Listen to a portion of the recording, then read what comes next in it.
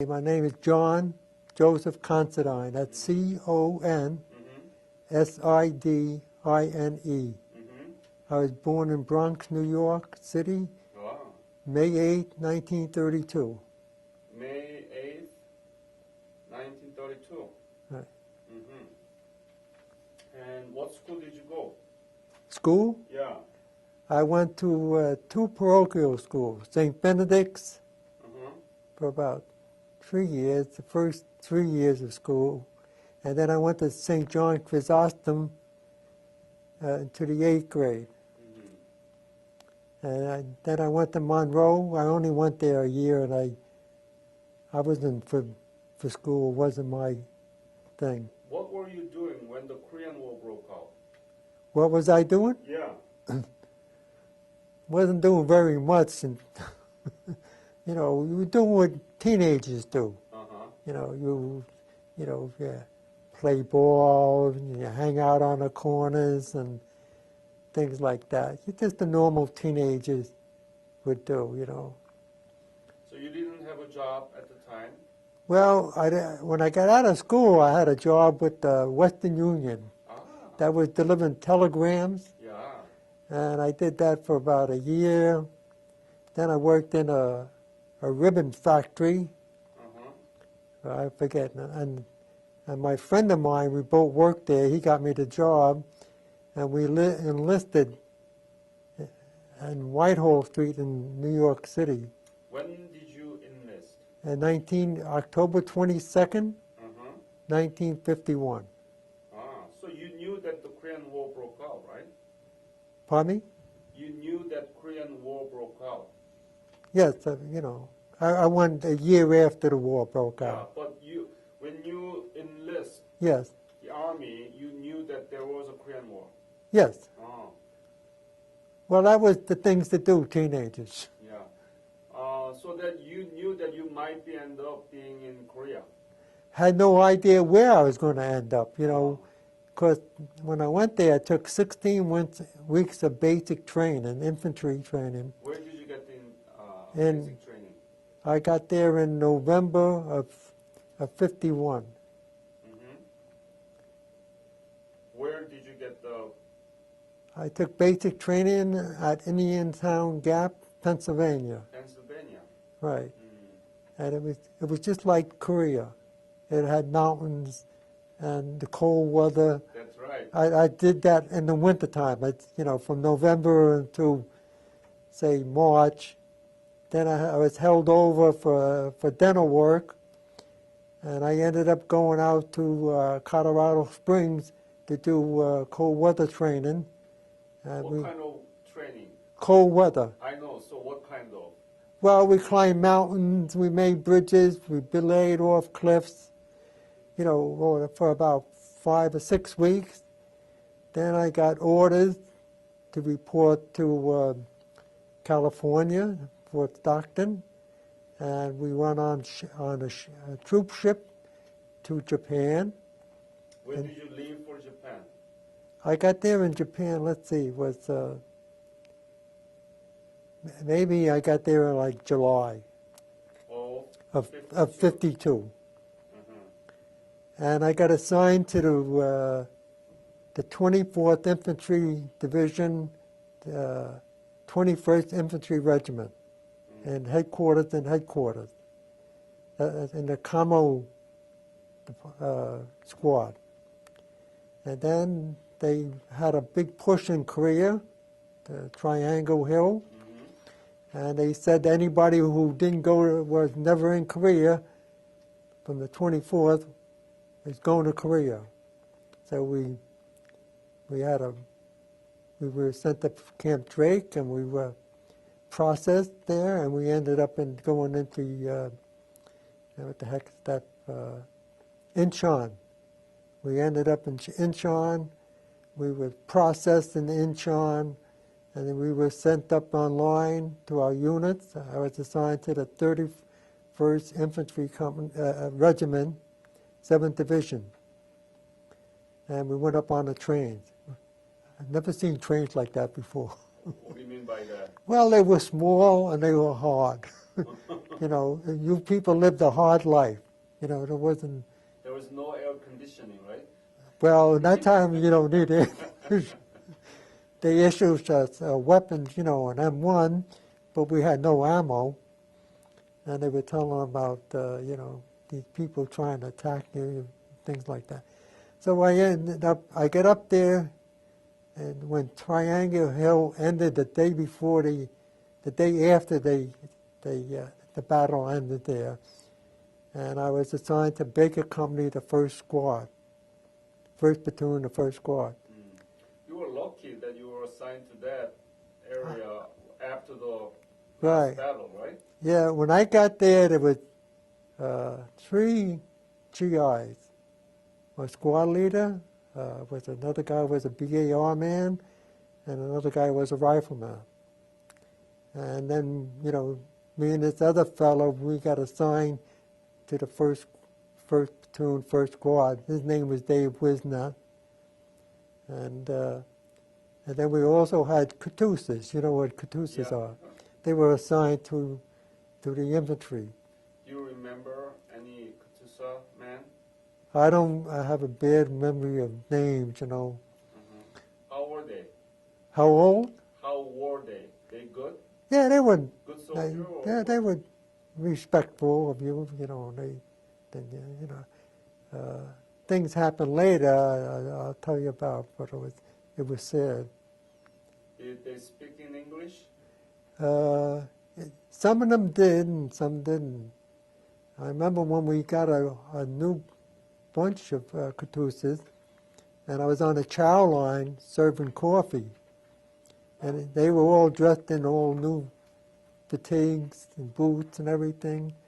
You know, And American serving clothes, coffee? American uniform. Right, and serving coffee? Yes, and they were coming down, and they were taking everything on the chow line. And this one fella had chicken soup in his canteen cup, and we wanted the coffee in the canteen. I said, no. He didn't understand me. I didn't understand him. I'm going, he's going, yeah. I said, oh, what the hell? He wants it up. I think he had a different taste of coffee and chicken soup. So, tell us about the typical day of service in that triangle.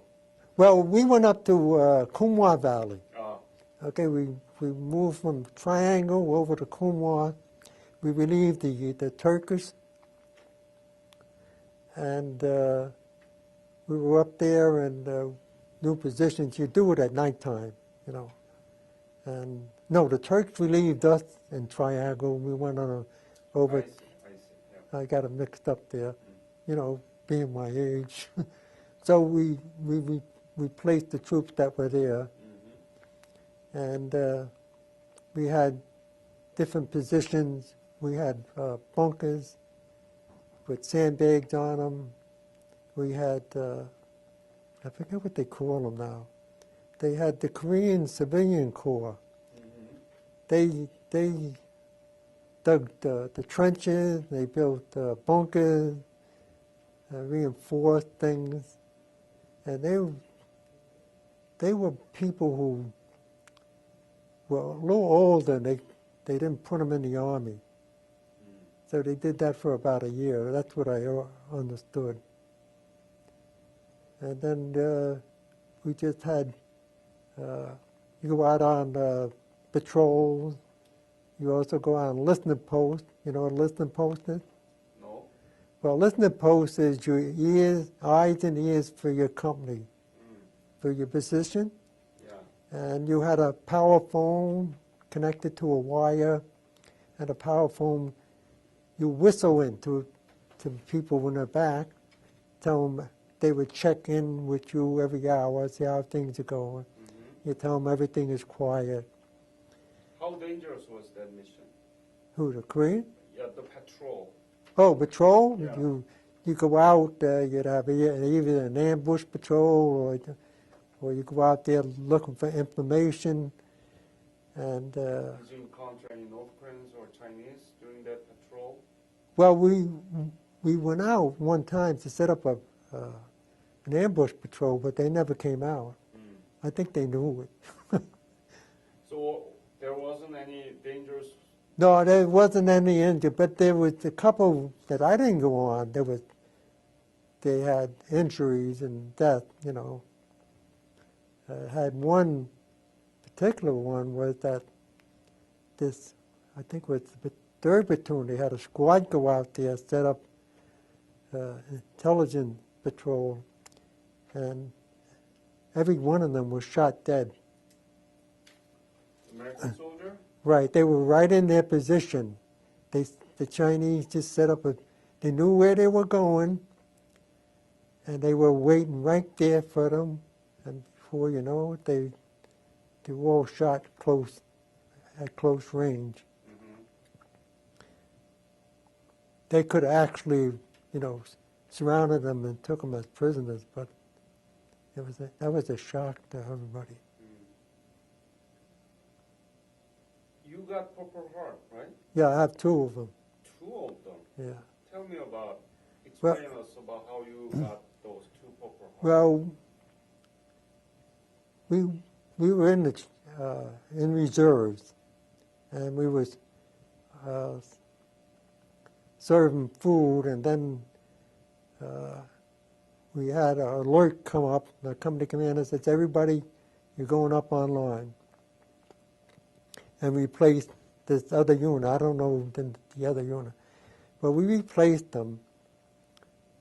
Then, because they knew there was going to be an attack, and I had 3 Katusas assigned to me, and I was in the bunker, the fighting bunker, and they were out in the trenches, and they got very nervous. I don't blame them, because we had a big barrage of artillery hitting our position, and it was a really scary thing, and they wanted to come in. They were a little upset, and I said, "All right, come on in." And they felt safer, you know, and I don't blame them. Then all of a sudden, I was in the 1st platoon. I was in the 3rd platoon sector, and I don't know how I got there. What happened? A round hit the bunker, and I don't know what happened to those 3 Katusas. I don't know their names either, but when I came back from the hospital, they weren't there. I assumed they got KIA. You know, I felt sorry for them. Killed in action. Pardon me? Killed in action. Yes. Yeah. I guess I was the only one survived, and it's an emotional thing. So you don't remember how exactly you got wounded? No, I when I was walking around, I ran it. Bombshell drop. I couldn't say. I was in shell shock. Mm-hmm. You know, from the round hitting the bunker and destroying the bunker. I don't know how I got out of the bunker. I ended up in this 3rd platoon sector. It was pretty far off. I was found by the platoon sergeant. He took a big stomach bandage, you know, to fit over your stomach, and he put it on my face because, you know, my eyes. I imagine my eyes were bleeding, my nose, the ears, because that's concussions do those things. And he put that big bandage, the bandage over my face. I don't know where the heck I was at. Oh, that's why. So he led me down into down the bottom of the hill where the 1st sergeant was, and the company clerks are, you know. And they sent me back to the 1st Battalion aid station in a Jeep. You mean the MASH kind of? No, I didn't go. I went to the 1st Battalion. Every battalion, there's 3 battalions in our infantry, and they have their own aid station. So you're collected there, and they evaluate you. Mm-hmm. And they asked me where I was wounded. I said, I don't know. You know, I said, near Old Baldy was in front of me, and I think it was Dale Outpost I was wounded on. So they tagged me and they sent me back to MASH. Oh, you went sent back to MASH? Yeah, I was operated on. Oh. I had Where? I was in the head, I had my neck, and I had the rounds come down like that.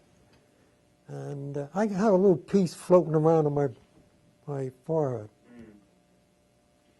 In your chapter here, there is a surgeon who worked in the mesh. His name is Milton Horowitz.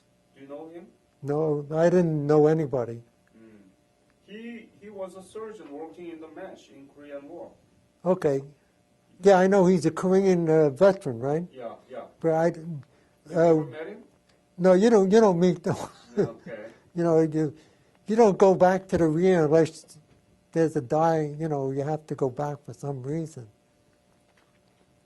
No, what I'm saying is Korean War veteran, American soldier, American surgeon, doctor who worked in the mesh. Right. He is in the Connecticut right now. Yes. Yeah, his name is Milton Horowitz, and you never met him. No, I never met him until he came to the meeting. Got it.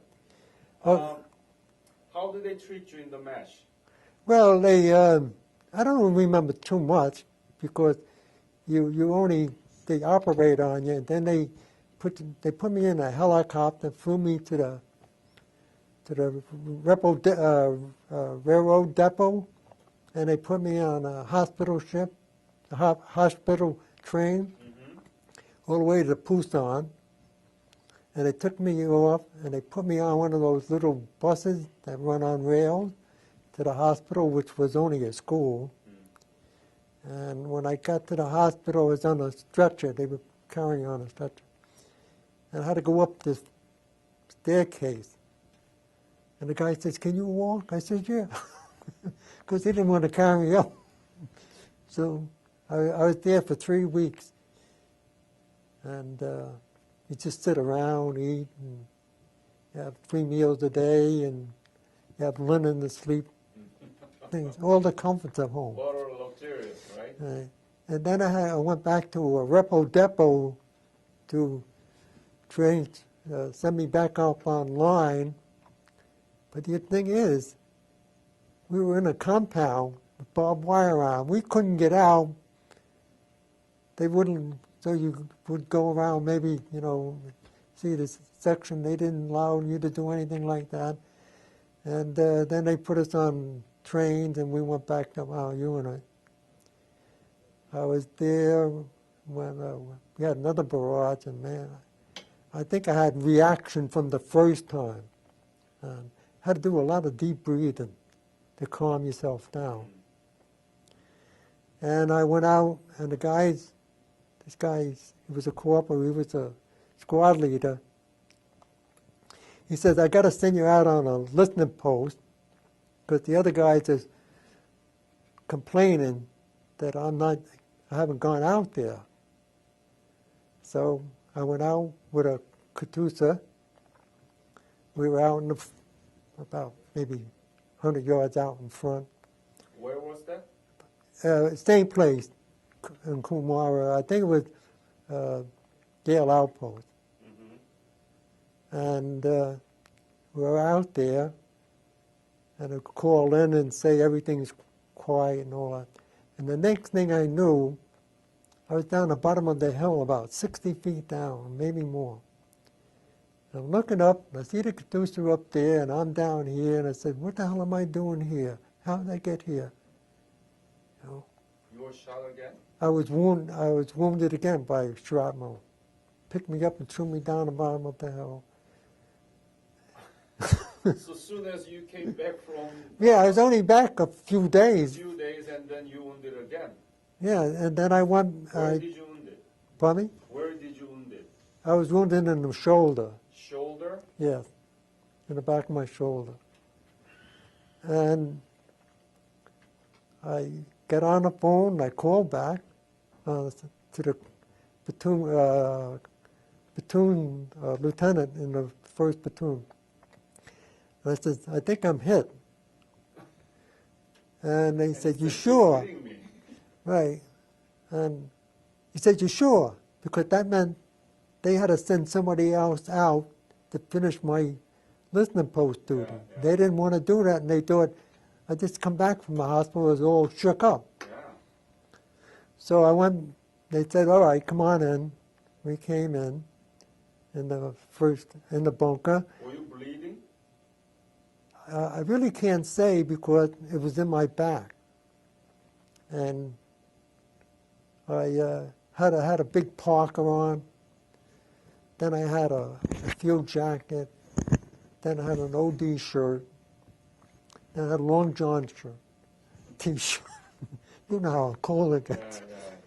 Yeah. And when I got down to the bare skin, they said, "Yeah, you're wounded." So I went down to the first sergeant again. They sent me back to the aid station, and they took the information, bandaged me up, sent me to the field hospital. I got operated there. They put me on a bus to take me over to the train, hospital train. Then they took me to Busan again. But this time I went to the American hospital. Before, what was it? Korean hospital? No, the first one was the Swedish hospital. Swedish hospital. Yeah, they were big, those women. What do you mean? Tall and broad. Yeah, you know. They weren't kind? No, not. That's the physical, you know. I see. You know. And it was a funny thing in that's back to that Swedish hospital. We had a Puerto Rican was hit with white phosphorus in the hand, and then the woman, she was about 6 feet, weighed about 200 pounds. She said, "You got to exercise your hands." And he says, no, it hurt, you know, when they're burned, you know, their skin don't stretch. So she come in the next day, said, "You didn't?" He said, no. Yes, she did. She grabbed his wrist, just like that, and held his hand. He couldn't pull away, and she took the other hand and she crushed his hand. He let out a big scream. She was tough. Right, because if he didn't do that, he could be crippled.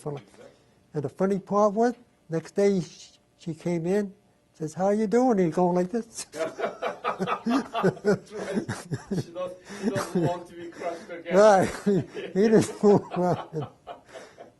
That's funny things that happen to you. How was Swedish hospital?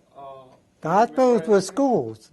Was in the school? You were in a classroom, Right. had beds. And how many doctors? Do you remember anything?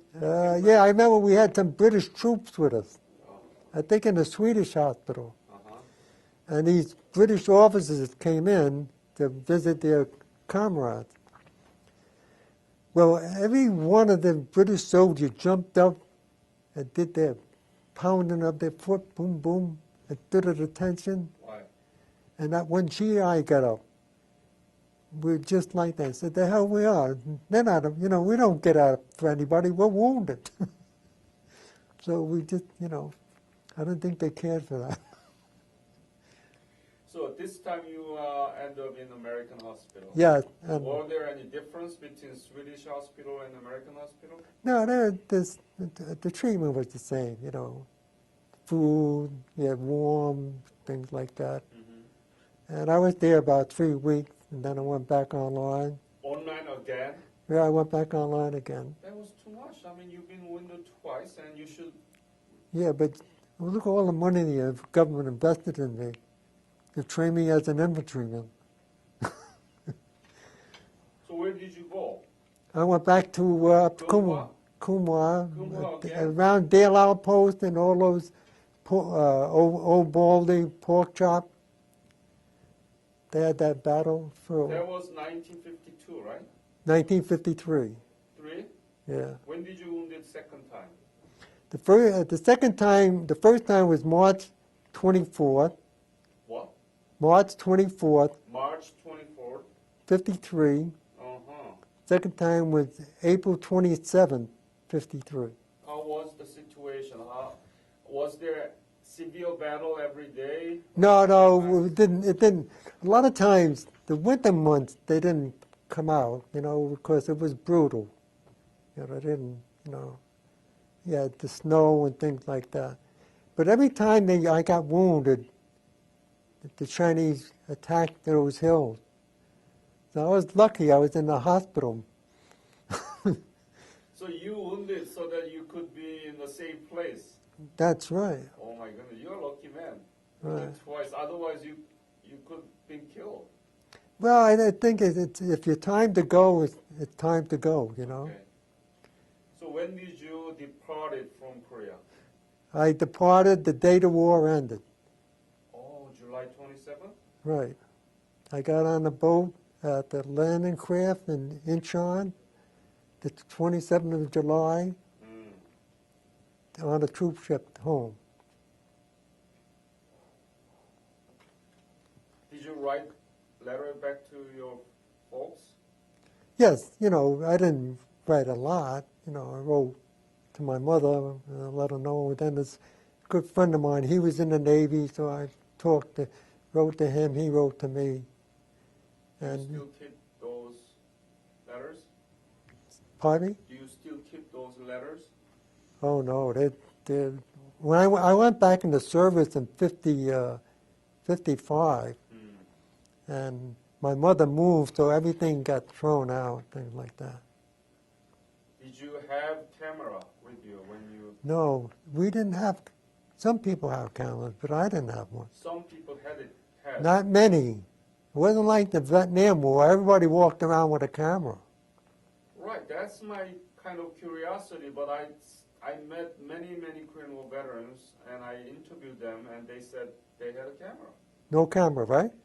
They had a camera. Oh, not many, because they had the brownies, you know. They weren't, you had to send your film to Japan Yeah. to be developed and send them back. Right. So I thought that it's difficult to develop, you know, the films, negatives, and Right. I thought, but I met many Korean War veterans who carried the cameras. Yeah, well, they must have been in the real. Because I didn't even have a watch. You know, you never thought of, you should have, at least have a watch, because you can tell the time, you know. But I have maybe 2 or 3 pictures taken of myself by somebody else, and they just gave it to me. My brother was over there with me, but he was in a different, he's in the same division, 7th Division, and I was with the 31st, and he was with the 17th. Is he still alive? No, he passed away when he was about 50. Tell me about your brother. Did you go together to Korea? No, I went there before him. And in about January, we were on 19... January of 53. I don't know the exact date, but we were in reserve, and I got a phone call. Somebody called and says, "Hey, Considine." They don't call you by your first name. It's always by your last name. Yeah. And they said, somebody wants to talk to you. I says, "Who the hell wants to talk to me? I don't know anybody in Korea." Picked up the phone, and there was my brother. Younger brother? No, he was older than I was. He was about 3 years older than I. He was drafted. I was enlisted. And he was with the 17th, headquarters and headquarters. Where was that in Korea? In Korea, it was in the same sector I was in. So Kunghwa? In Kumwa. The whole division was in the Kumwa. So did you see him? Yeah, I saw him twice. That day he came up, and then I met him somewhere. Met somewhere. We walked along the road. And somebody took a picture of me. I have a power cap on, and a jacket and all that stuff. With him? Yes, in fact, the fellow that came with was Chinese from New York. He was an interpreter. And what's your brother's name? Matthew. Tony? Matthew? Yeah, we call him Matty, but his name is Matthew. Must have been a really kind of you never imagined that you'd meet your own brother, older brother in Korea in the same area. Right. What did you say to each other? Well, we gave a big hug. And, we talked how things were.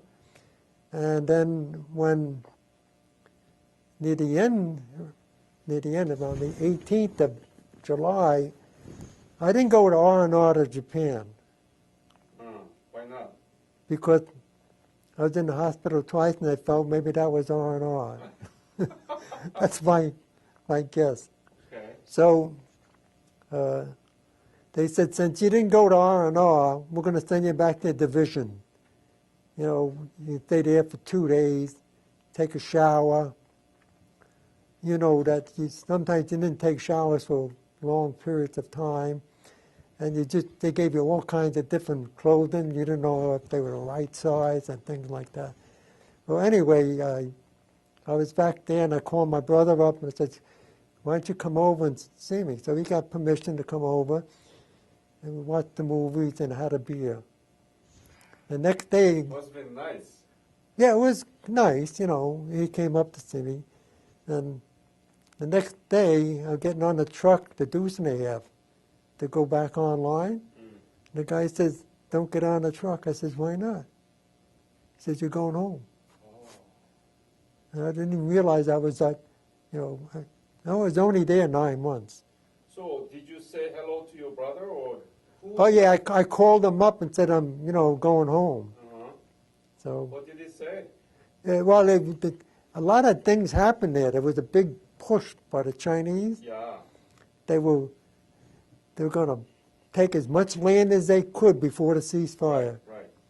And that's what they did. And they were bombing the heck. I was in the rear, about maybe 5, 10 miles in division. And you could see the flashes of artillery, you know. And you're saying, man, I'm lucky I'm here than there. So you called your own brother saying that you are leaving while he was engaging in a severe battle there. Right. So, How funny is that? yeah. But he came home. He didn't get hurt. And he got out about maybe August of '53. So, He came? yeah, he came home, you know, and he was okay. Wow, it must have been a real joy that you meet your brother Yes. in Korea and safe back to the States. Right. No. Do you have a picture together? No, not. I got a little picture at home, you know, him and separate. We're both separate, you know. Do you have some pictures about your service in Korea home? You don't have Two. any? Two? Yes. Any other documents or any other artifacts that you have about Korea? Yeah, I have another one where we were in the reserve with a bunch of guys and Not just picture, but map, poster, letter you wrote, or anything. No, nothing like that. If You know why?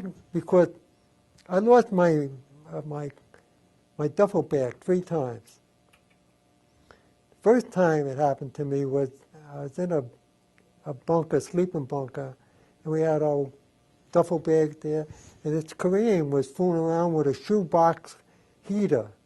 They used a shoebox with a chimney on it in the tent. And he was, we were in a bunker. I was sleeping on a bunk up there. You sleep with your clothes on and your shoes on. He was fooling around trying to get it to work, and he spilled gasoline on, didn't realize the gasoline, so he struck a match, and the bunker got burnt up, and he's saying to me, Considine, get up, the bunker's on fire. So you lost your bag. So, and you know what happened? I had $300 in that duffel bag. Oh, boy. Grip. Because I figured if I got wounded, if I had my wallet, they'd take my wallet and somebody could, you know, that's the way you think. Yeah, so you kept it. So, But it's burned down. right. And then when I went back on that little Scotia R&R, I left my duffel bag up there. My sister sent me a radio, a portable radio, and when they told me I'm not going back online, so I couldn't go back and get my other duffel bag, so I lost 2 times. Have you been back to Korea? Yeah, I was back there in 57, 58. Again? I re-enlisted. I stayed out 10 months. I couldn't find a job. So, you know. So when did you go back from 50? I joined, I re-enlisted again in 55. I got out in 54. I re-enlisted 10 months later in 55. Then I got stationed, they put me in the medics. I got stationed in Fort Benning, Georgia. I was there for about 18 months. Then I transferred to go back to overseas, and I called my future wife that I'm being transferred to overseas. So we made plans and we got married. When I went home on leave, that was 57, and I come out in 58. What did you feel when you went back again to the place where you fought and wounded twice? We didn't go back online. We were in reserve. I know, but what did you feel that you are again in the Korea and you're still serving in the army? I didn't think nothing bad, you know. I think I have post-traumatic stress, but I got a delayed post-traumatic stress. I didn't get it until they had Operation back when they had the 9/11. That's when I got it, because my unit I served with. You mean PTSD? Yeah, post-traumatic stress. Yeah. Started in 2001, 9/11? Right. Why? Because I most likely hit it from my mind, just didn't think about it, you know. So up to 2011, you didn't suffer from PTSD? No, I didn't, you know. Well, I might have had symptoms, because when I got out the first time, I had to go to Whitehall Street, take a physical by the VA for my wounds to get disability. How severe is that PTSD now? How do I get How it? severe? Severe, I get 50% for it. Yeah, but do you suffer every night? Not every night. Once in a while, I kick in bed and throw my arms up and things like that. And you think about it a lot of times, you know. What do you think is the legacy of Korean War and the Korean War veterans? What do I think about the Legacy. The legacy? Yeah. I think we did a good thing for the Korean people, and they appreciate it. And how I know about that was when we had a dedication of a monument in down Canal Street, and we went down there to look at the dedication of the monument, and we met Korean civilians come up and bow and thanking us. Now that's the only people I ever heard that did acknowledge us. That's natural for us, you know. Yeah, it is, but it's you know, it's a little shock. Was it, you know? This is the certificate of the Ambassador for Peace from Republic of Korea, and I want to present a medal too from Korea too.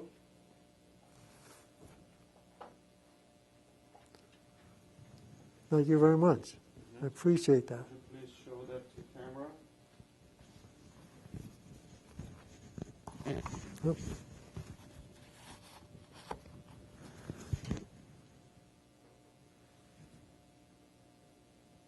John, thank you very much for your precious time and also for your sacrifice, wounded twice during your service in the Korean War. And I want to thank you on behalf of Korean nation that you saved Korean nation from the attack of communism. Thank you very much. Thank you. Yeah, and I will. You are good people. Thank you.